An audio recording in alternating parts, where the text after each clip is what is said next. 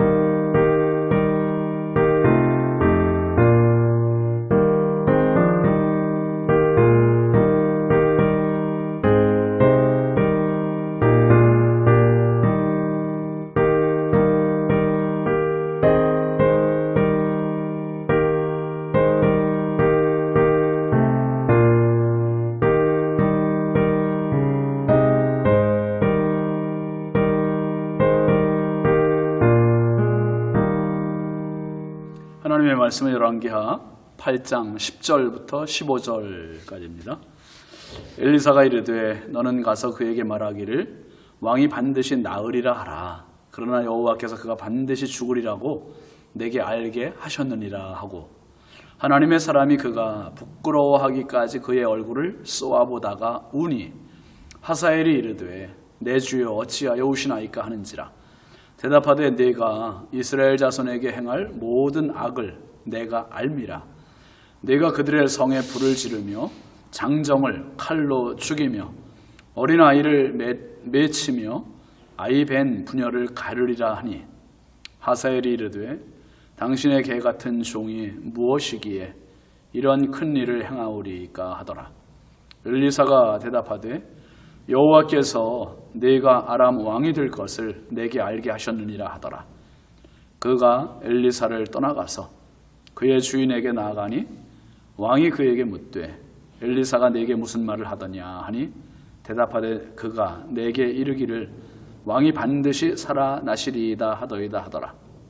그 이튿날에 하사엘이 이불을 물에 적시어 왕의 얼굴에 덮음에 왕이 죽은지라. 그가 대신하여 왕이 되니라. 아멘. 오늘 말씀 제목은 예언입니다. 예언. 여러분, 선견지명이라는 말이 있잖아요. 어떤 일이 일어나기 전에 미리 앞을 내다보는 것입니다. 사람에게 비밀에 붙여지는 것이 미래잖아요. 내일 일 우리는 몰라요. 한 치 앞도 모릅니다. 또 사람은 어느 누구도 미래를 예측할 수는 있지만 알 수는 없습니다. 그러나 미래에 대한 궁금증으로 사람들이 점쟁이를 찾아 미래를 알고 싶어해요. 자신의 운명, 미래, 그런 것들을 알고 싶어합니다. 그러나 특별한 경우 하나님께서 하나님의 종들에게 미리 보여주시거나 알게 하심으로 보호해 주시는 경우가 있습니다. 소돔과 고모라의 멸망에 대해서 하나님은 아브라함에게 미리 알려주셨습니다. 예루살렘의 멸망에 대해서도 선지자들을 통해, 특별히 예레미야 선지자를 통해서 멸망을 미리 예언해 주셨습니다. 엘리사 선지자가 2번이나 예언을 합니다. 10절 말씀 보면 엘리사가 이르되 너는 가서 그에게 말하기를 왕이 반드시 나으리라 하라. 그러나 여호와께서 그가 반드시 죽으리라고 내게 알게 하셨느니라 하고, 하사엘 베나닷 왕이 엘리사에게 심부름을 보낸 그러한 심부름꾼입니다. 신하입니다.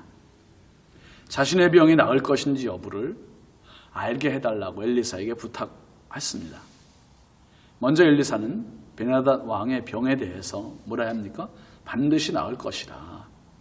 그러면서 곧 이어 뭐라 하죠? 그러나 낫긴 낫지만 반드시 죽을 것입니다. 반드시 죽을 것입니다. 즉 병 때문에 죽는 게 아니라 반드시 죽을 일이 생길 것을 미리 예언한 것입니다. 그리고 두 번째는 지금 심부름을 온 이 하사엘에 대해서 예언을 해요. 첫 번째는 왕의 병과 죽음에 대한 예언을 했고요. 두 번째는 하사엘, 심부름 온 이 하사엘 신하에 대한 예언을 합니다. 11절 12절 보시면 하나님의 사람이 그가 부끄러워하기까지 그의 얼굴을 쏘아보다가 우니 하사엘이 이르되 내 주여 어찌하여 우시나이까 하는지라. 대답하되 네가 이스라엘 자손에게 행할 모든 악을 내가 알미라. 네가 그들의 성에 불을 지르며 장정을 칼로 죽이며 어린아이를 맺히며 아이 벤 부녀를 가르리라 하니. 엘리사는 하사엘의 얼굴을 쳐다보는데 그냥 힐끗 보는 정도가 아니라, 주목하는 정도가 아니라 부끄러워할 정도로 쏘아보았댔어요. 쏘아보다 그러면서 보다가 갑자기 울음을 터뜨렸습니다. 영문을 몰라 당황한 하사엘이 왜 우느냐고 선지자에게 묻습니다. 그러자 엘리사는 하사엘이 앞으로 저지를 만행에 대해서 예언을 합니다. 네가 그들의 성에 불을 지르며 장정을 칼로 죽이며 어린아이를 맺히며 아이 벤 부녀를 가르리라. 엄청난 만행입니다. 하사엘의 마음속에는 야망이 숨겨 있습니다. 어떤 야망입니까? 왕권을 탈취하려고 하는 야망이에요.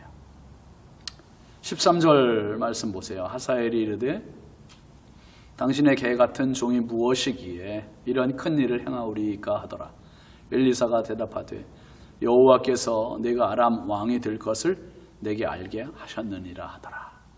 하사엘은 자신을 비하합니다. 겸손한 척합니다. 자신을 개 같은 종이라고 대답합니다. 이렇게 천박하니 어찌 왕이 되어 큰 일을 행하겠느냐는 거지요. 그러자 엘리사는 단도직입적으로 말해요. 여호와께서 내가 아람 왕이 될 것을 내게 알게 하셨다. 하나님은 이스라엘의 하나님도 되시지만 이방뿐만 아니라 전 세계 우주 만물의 주관자이시고 만왕의 왕이심을 믿으시기 바랍니다. 하사엘은 엘리사의 예언을 듣고 베나닷에게 돌아갔습니다. 돌아가는 내내 마음이 어떻겠습니까? 여러분, 착잡하겠습니까? 아니에요.